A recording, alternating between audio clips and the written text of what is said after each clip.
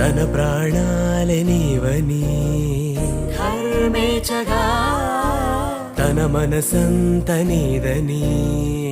అర్థేచగా తన వలపంత నీకని కామేచగా అవధులు లేని ప్రేమకై మోక్షేచగా మూడు ముళ్ళతో 7 అడుగుల